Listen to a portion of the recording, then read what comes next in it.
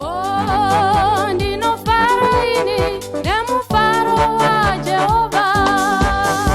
Oh, ndinotamba.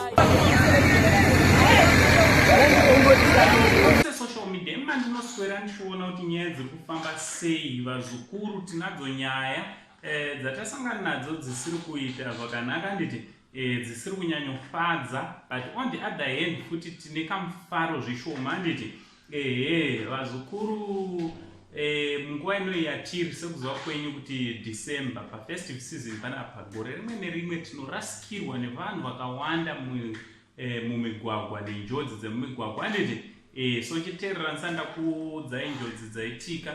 Kana wanga usati wasubscribe pathis channel, I kindly ask you mzukuru wangu kuti chisubscribe, turn on your notification bell so that whenever we upload a video you will be notified. Anditi ndichida kutokusweresai kwese kwamuri, maswera sei muri yeZimbabwe, anditi so vazukuru inzwaika mukutendererawo kwatine tichiita mastreets esocial media tabva tasanganawo nenyaya dzenjodzi mbiri dzakaitika.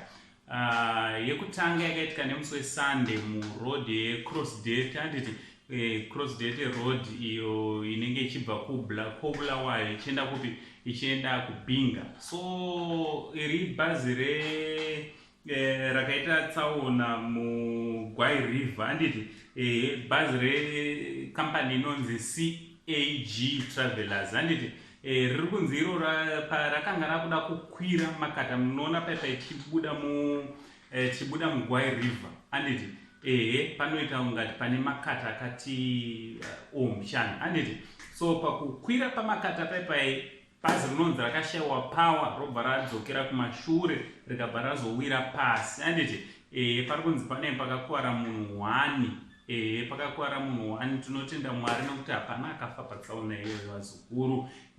Kana riri bhazi harina basa, bhazi kambani ine akawanda rinotengwa rimwe. Also vazukuru tichida kutaura zvakare nezvetsaona yaitika mangwanani anhasi munzvimbo yeLois Richard, muLois umo. Lois, it's about 112 kilometers from Beitbridge, and it tasarwa ne almost 108 to 110 kilometers utipinde Mpolokwani. Motonzwa neni asekuru wenyu tisma truck driver todziziva nzvimbo dzese idzi. So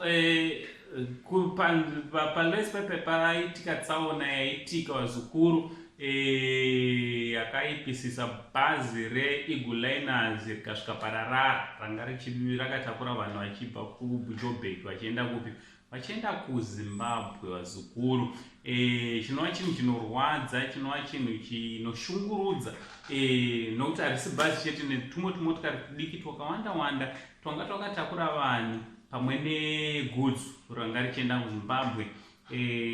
Vazukuru parikuratidza kuti pane vanhu vakuvara, asi tinotenda Mwari zvakare nekuti pari kuratidza kuti hapana munhu afa zvakare, anditi so ndisiri kuziva ndo pari kunzi futi ndaswera ndichitsvaga nyaya yacho ndofunga nyaya yaitika makuseni, but hatina kukwanisa kuitaura nekuda kuti pazotaurwa zita raWindsor, the Lulalula hitmaker, ozvone zvakaigadzira futi nziyo yake inoti amai.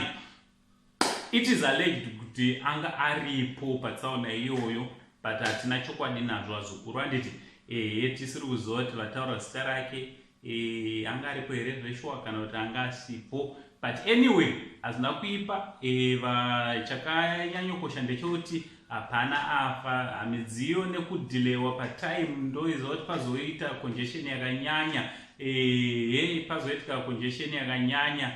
vachizama kuda kugadzira mugwagwa kuclear road kuti motikari dzinge dzinodarika. Izvo hazvina basa vazukuru. Chakakosha ndechekuti wasvika uri mupenyu, vanhu hatina kurasikirwa nehama, nditi vakuvara tichivashuvira speed recovery, anditi so vazukuru kamumugwagwa ngatifambei nemota dziri roadworthy. Chekutanga tisaite futi overloading, tisa overload, especially munguva ino yatirika tisanyanyise kuita overloading. Handiti chimwe zvakare vazukuru, tisanwe tichityaira, drinking and driving. Vazukuru iyo ndio inonyanyisa kuuraya vanhu vakawanda nekukonzeresa tsaona pamigwagwa. Handiti so tinongokurudzirayo kuti nesuwo futi vanhu vanotakurwa ngatinge nyange ukakwira private, vamwe tinotadaka private, mukaona mutyairi achinwa kazviri nani utosara parodhi muzukuru, ibva watosara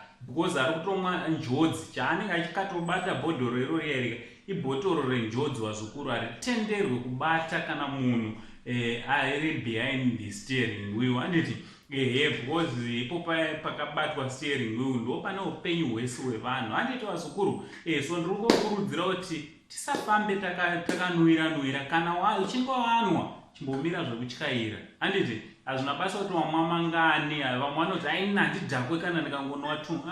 Kana wabata bhotoro riya stay out of the way. Handiti because unenge wakutoriska upenyu hwevamwe nehwako futi nemidziyo yakawanda mumigwagwa. Handiti so ndochakango ndoyozokurudzira vazukuru kuti muve neChristmas yakanaka, muve nekufara kwakanaka. Vazhinji ndoziva kuti manga mane nguva musina kusangana nehama dzenyu, chifarai musingafarisisi. Handiti farai asi musapfurikidze mwero. naUncle Saint, the only Zimbabwean uncle, that is not much love.